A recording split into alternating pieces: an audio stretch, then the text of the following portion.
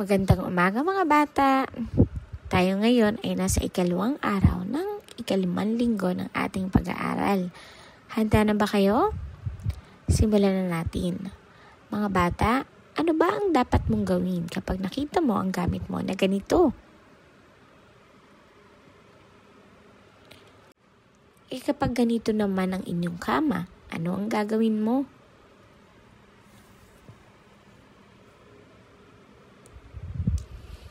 Ano naman ang gagawin mo kapag kaarawan ng iyong ina?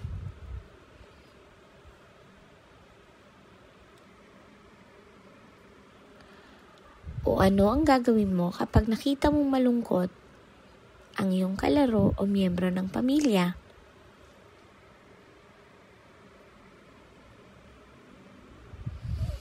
Ano ang gagawin mo sa iyong mga laruan?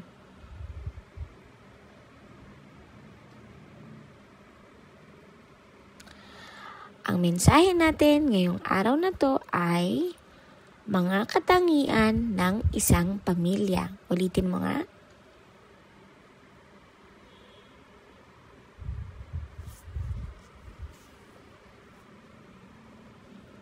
Mga bata, ano nga ba ang dapat ng katangian ng isang pamilya? Ang bawat miyembro ng pamilya ay, una, mapagmahal. Ang mga magulang ay mapagmahal sa mga anak at ang mga anak ay dapat nagmamahalan din.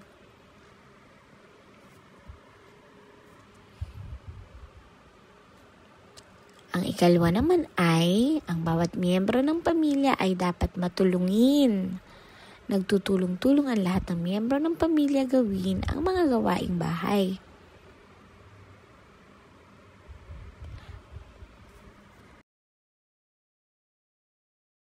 Ang ikatlong katangian naman ay ang bawat miyembro ng pamilya ay dapat nagbibigayan. Hindi lamang sa oras ng kaarawan o okasyon, ngunit sa lahat ng oras kailangan nagbibigayan. Ang ikaapat naman ay ang bawat miyembro ng pamilya ay dapat magalang. Sa mga matatanda, mayroon dapat respeto ang mga bata. At ang mga batang napapagalitan naman ay nararapat na mapagpasensya at laging makinig sa nakatatanda.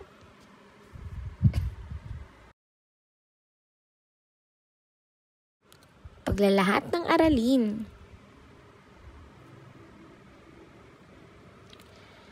Ang katangian na ipinakita sa pagmamano ay paggalang. Anong katangian naman ang ipinapakita sa pagreregalo? Pagbibigayan or pwede rin maalalahanin. Anong katangian ang ipinapakita sa paghalik at pagyakap? Tama, pagmamahal.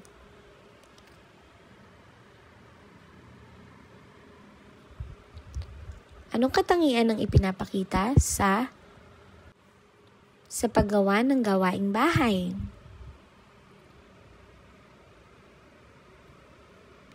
Pagtutulungan. Anong katangian naman ang ipinapakita kapag ikaw ay hindi mabilis magalit? Mapagpasensya. Oras na para sa gawain mga bata. Kulayan at lagyan ng check ang mga gawain na tama at lagyan naman ng X ang mali. Pagkilala sa letra. Balikan natin ang tunog at pangalan ng letrang I. Ang tunog ng letrang I ay E. E. Halika, subukan natin ibigay ang tunog ng bawat letra sa gabay ng inyong mga guro. Subukan natin. Sagutan ninyo saan nagsisimula ang bawat larawan.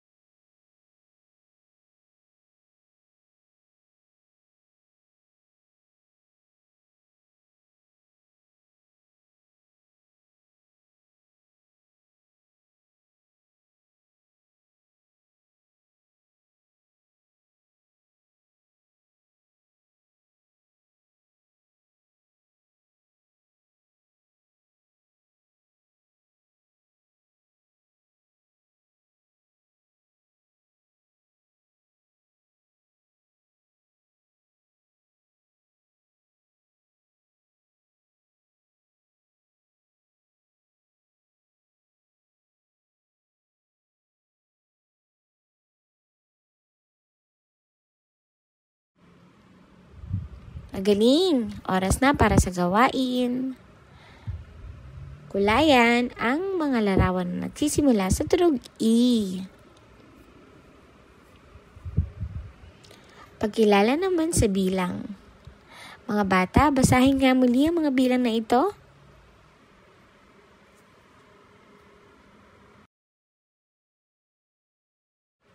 Ngayong araw na to, tayo ay magsasanay sa addition o pagdadagdag ng bilang wala hanggang bilang 3. Ito ang mga simbolo ng addition o pagdadagdag. Halika, simulan na natin. Ang isang bola, dadagdagan ng 2 bola, magiging ilan lahat ang bola, mga bata? Tama, 3. Isang mangga, dadagdagan ng isang mangga, magiging tama, 2. Ang isang basket ay wala, dadagdagan ng isang kamatis, ilan lahat ang kamatis na iyong nakikita? 1. 2 mais, dadagdagan ng wala, ilan lahat ang mais na iyong nakikita? 2. Ngayon, oras na para muling mag-ensayo ng paraan ng pagsulat ng bilang wala hanggang bilang 3. Oras na para sa gawain. Pagdadagdag, mula bilang wala hanggang bilang 3. Sagutan, isulat ang inyong sagot sa loob ng kahon.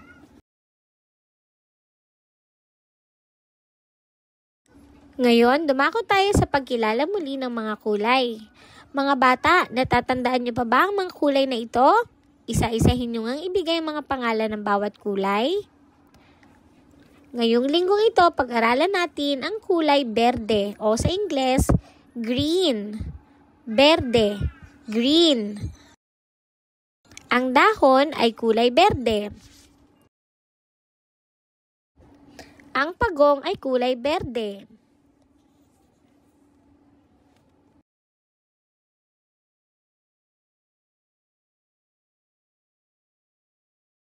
Ang broccoli ay kulay berde.